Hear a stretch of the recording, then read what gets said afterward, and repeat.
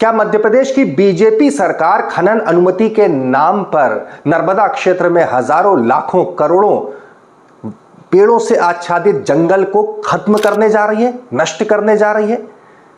क्या मोदी सरकार नर्मदा क्षेत्र में पौराणिक सांस्कृतिक आस्था के केंद्र हमारे ऋषि मुनियों की हजारों साल की तपस्थली को उजाड़ने जा रही है खनन अनुमति के नाम पर? क्या मोहन सरकार या हमारी हिंदुत्व का दम भरने वाली भारतीय जनता पार्टी की सरकार हमारे हिंदू आस्था के उन केंद्रों को जो हजारों वर्षों से मौजूद है जंगल में, उन्हें उजाड़ने जा रही है? ये सब अब सिर्फ मैं कह नहीं रहा हूं, बल्कि इस मसले पर अदालत ने संज्ञान लिया है। क्या है ये पूरा मसला, अंत तक देखेंगे तो आपके पैरों तले की भी जमीन खिसक जाएगी। नमस्कार, मैं हूं भुवनेश सेंगर। देखना शुरू कर चुके हैं आप बेटा, अंत तक जरूर देखना इस वीडियो को। आपको पता चलेगा कि हमारी सरकार कहती क्या है, करती क्या है, और सरकार में किस तरह से साजिश की जाती है। फिर जब साजिश होती है तो फिर खनन अनुमति के नाम पर रुपयों के लालच में सरकार सब कुछ ताक में रख देती है। वो धार्मिक मान्यताएं हों, आस्थाएं हों, हमारी सांस्कृतिक विरासत हो या पर्यावरण की धरोहर हो, सब कुछ एक तरफ, मुनाफा साहब एक तरफ। अच्छा लगे वीडियो तो शेयर करना और चैनल को सब्सक्राइब करना। बात आपको बता रहा हूं, मध्य प्रदेश में खरगोन जिले के बड़वा वन मंडल के तहत आने वाले एक ब्लॉक को चिन्हित किया गया सरकार के द्वारा। मोदरी ब्लॉक किया गया। 1-2 एकड़ नहीं, 699 हेक्टेयर वन क्षेत्र, सघन वन क्षेत्र कह रहा हूं मैं। 699 हेक्टेयर यानी 1000 से ज्यादा एकड़ के उस वन क्षेत्र में कंपोजिट लीज दे दी गई, जिसका मतलब होता है खनिज ढूंढो और फिर खोदने की अनुमति दोनों। जी हां, कब दी गई ये भी आपको बताऊंगा। अदालत ने क्या कहा ये भी आपको बताऊंगा। दरअसल इस ओंकार वन क्षेत्र में जो लीज दी गई है वो मैं आपको तारीख बताता हूं। शिवराज सिंह सरकार जब चला चली की वेला में थे, चुनाव के ठीक पहले का वक्त होगा शायद, 13 सितंबर 2023। ये लीज देख लीजिए, ये बिडिंग के कागज आपके सामने प्रस्तुत करता हूं। ये लीज दे दी गई है, ये दी गई है जो इसमें जो दिया गया है, आप एरिया देखिए, 699 हेक्टेयर मोदरी फास्फोराइट ब्लॉक, फास्फोराइट खनिज के खनन के लिए मोदरी ब्लॉक का ये चयन किया गया। ये 699 हेक्टेयर जो क्षेत्र है, जिसे ओंकार वन कहा जाता है स्थानीय भाषा में, ओंकारेश्वर परिक्षेत्र में लगता है, नर्मदा के तट से लगा हुआ क्षेत्र है। और इसका महत्व कितना है, इस महत्व पर खुद कोर्ट ने किस तरह से संज्ञान लिया, आगे बढ़ते हैं। सबसे पहले ये आपने तारीख देख ली, 13 सितंबर 2023 को मोदरी फास्फोराइट ब्लॉक जो है द कमोडिटी हब नाम की गुड़गांव की एक कंपनी को ये दे दिया जाता है। सीएल लिखा है, देख लीजिए आप, कंपोजिट लीज कहा जाता है। एक एमएल होता है माइनिंग लीज, इसे सीएल कहा जाता है। सीएल के किस तरह से होती है सीएल, वो समझा जा सकता है, जिसमें कि वो कंपनी को सबसे पहले वहां पर रिसर्च करने की अनुमति दी जाती है, ताकि वो रिसर्च करे और उसके बाद मिनरल मिलता है तो उसे वहां खनन की अनुमति उसके साथ में ही अटैच होती है, दी ही जाती है। कंपोजिट जो है हब, द कमोडिटी हब, माफ कीजिए, कमोडिटी हब नाम की गुड़गांव की कंपनी को दिया गया। लेकिन क्या आपको पता है इस पूरे इलाके में क्या है, किस तरह से? सबसे बड़ी बात, ये सघन वन है, डेंस क्षेत्र है, ओंकार वन योजना है। अभी तक अब समझ में आता है कि अब तक ये अभयारण्य बन जाना चाहिए था, क्योंकि जिस तादाद में वन्य प्राणी हैं, सरकार ने शायद इसी चलते या किसी उद्योगपति को लाभान्वित करने के चलते इसे रोके रखा। वरना 54 से ज़्यादा जहाँ विभिन्न प्रकार के पेड़ पौधों की प्रजाति और बायोडाइवर्सिटी का ये आलम है कि भांति भांति के जीव जहाँ पर मौजूद हो। और उससे सबसे बड़ी बात, यहाँ मौजूद जिस तरह से मोदरी ब्लॉक का नाम किया जा रहा है, वो मोदरी आश्रम जो है वो च्यवन ऋषि आश्रम है। जी हाँ, भृगुनंदन च्यवन ऋषि के पुत्र, भृगुनंदन च्यवन ऋषि, जो कि च्यवनप्राश की उत्पत्ति जो कहा जाता है, जहाँ से जिनका जिक्र महाभारत काल में मिलता है, स्कंद पुराण में मिलता है, ये उनकी तपस्थली है। ये प्राचीन आश्रम आज भी अपने हजारों साल पुराने रूप स्वरूप में इस जगह मौजूद है, आस्था का केंद्र है। इतना ही नहीं, यहाँ पर कश्यप ऋषि की तपस्थली कोठावा से लेकर जयंती माता का 1000 साल पुराना मंदिर मौजूद है। जैन तीर्थ सिद्धवर कुट जहाँ मौजूद हो, ऐसी जगह पर इस तरह खनन की अनुमति। इन तमाम बातों को लेकर जब धर्माचार्यों के मन में ये बात आई कि इस मसले को कोर्ट तक ले जाना चाहिए, तब इस मसले पर महंत सुखदेवानंद ब्रह्मचारी, राजगुरु पंडित विवेक दुबे जी और शरद कुमार मिश्र जी और स्वामी राधा कांताचार्य जी, इन्होंने माननीय हाईकोर्ट में एक पिटीशन दायर की, जिसमें ये बताया गया कि ये तमाम प्राणिक, पौराणिक और प्रामाणिक हमारे जो आध्यात्म के, धर्म के, ऋषि मुनियों के, कश्यप ऋषि से लेकर च्यवन ऋषि तक की तपस्या की जो भूमि है वो सब इसके जरिए उजड़ जाएगी। इतना ही नहीं, वन क्षेत्र भी उजड़ जाएगा। इस मसले पर बड़ी खबर यह है कि अदालत ने ये याचिका को स्वीकार कर लिया है और अदालत ने इस मामले में सरकारों को नोटिस, भारत सरकार से लेकर मध्य प्रदेश सरकार को, और तो और माननीय उच्च न्यायालय ने उच्च न्यायालय के चीफ जस्टिस संजीव सचदेवा की बेंच में, उनकी बेंच ने इस मसले पर जो खनन की अनुमति जिस कंपनी को दी है, उस रिसर्च और खनन की अनुमति द कमोडिटी हब, उसे भी पार्टी बनाने का आदेश दिया है। क्या कुछ कहा है, सुनिए। On the oral prayer of the petitioner.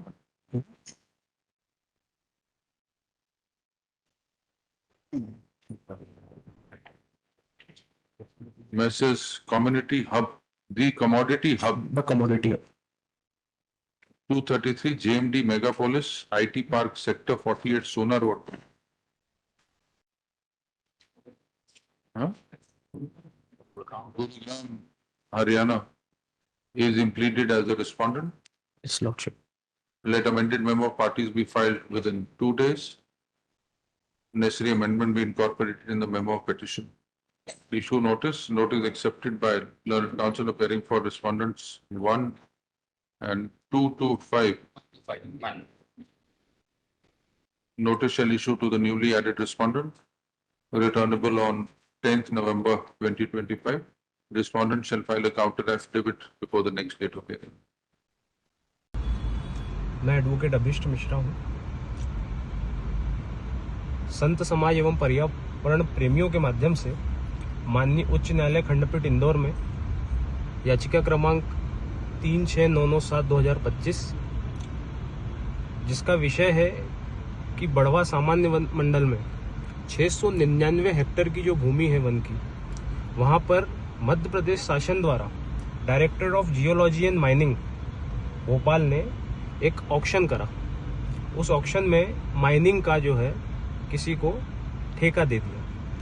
ये जो माइनिंग का नंबर है ये 12291 ऑक्शन 11 जियोलॉजी फाइल नंबर 11 2023-24 में ये कार्य इन्होंने करा। अब बात ये आती है कि ये जो वन है, यहाँ से ओंकार पर्वत की दूरी 2 किलोमीटर है। इस वन में प्राचीन चौनेश्वर महादेव, मोदरी जैसे स्थान है जिनका वर्णन शास्त्रों में देवी भागवत के खंड 2 में है। हमारा जो महाभारत का है उसमें वन पर्व में भी इसका उल्लेख दिया गया है। स्कंद पुराण, नर्मदा पुराण में भी इसका उल्लेख है। और परम पूज्य धर्म सम्राट स्वामी करपात्री जी महाराज के कल्याण आश्रम ने भी इसमें कई ऐसे शास्त्रोक्त प्रमाण दिए हैं जो हमारी याचिका में संलग्न है। फिर बात आती है कि वहाँ के वन्य प्राणी कहाँ जाएंगे। वहाँ पर तेंदुआ, शेर, बाघ, लकड़बग्गा, कई हर्बीवोरस और कार्निवोरस एनिमल्स हैं वहाँ पर। अगर बाघ किसी वन में रहता है, तेंदुआ वन में रहता है, तो वहाँ देख सकते हैं कि उस वन की स्थिति कितनी अच्छी होती होगी, इकोलॉजिकल बैलेंस कितना अच्छा होता होगा। इन वन्य प्राणियों का क्या होगा, माँ नर्मदा का क्या होगा। जो इन्होंने ड्रेनेज सिस्टम बनाया है वो माँ नर्मदा है और माँ चोरल है, जो हमारी जीवन दायिनी है इस प्रदेश की एवं अन्य आसपास के प्रदेशों में भी माँ नर्मदा का अस्तित्व है। नर्मदा माता को दूषित करा जाएगा। वहाँ पे उन्होंने लिखा है कि जो ड्रेनेज सिस्टम रहेगा माइनिंग का वो माँ नर्मदा और माँ चोरल रहेंगी। उसके बाद बात आती है 56 प्रकार के वहाँ पर वृक्ष हैं। ये एक डेंस फॉरेस्ट है, सघन वन है, और 56 प्रकार के वृक्ष अपना अपना वहाँ पे महत्व रखते हैं। इतनी चीजों के बाद जो वहाँ पर बटरफ्लाईज हैं वो 25 के ऊपर की हैं। 105 प्रकार की वहाँ पर जो है वो बर्ड्स पाई गई हैं। और जो स्नेक्स हैं, तो हमें हमारे साइंटिस्ट ने, जिन्होंने स्नेक्स पे पीएचडी करी है, वाइल्ड लाइफ साइंटिस्ट है, उन्होंने बताया कि जो 4 प्रकार के स्नेक्स यहाँ पे मिले हैं और सारे ही जीव जंतु, ये राष्ट्र की संपत्ति, हमारे राष्ट्र की धरोहर है। वेनमस स्नेक्स बहुत दुर्लभ मिलते हैं, ऐसे आसानी से मिलते नहीं। तो हमने जनहित याचिका लगाई है जिसमें माननीय उच्च न्यायालय खंडपीठ इंदौर ने केंद्र सरकार एवं राज्य सरकार को नोटिस इशू करा है, एवं जिस कंपनी ने इसका ऑक्शन का ठेका लिया है उसको भी माननीय न्यायालय ने इसमें पार्टी बना करके नोटिस इशू करने का निर्देश दिया है।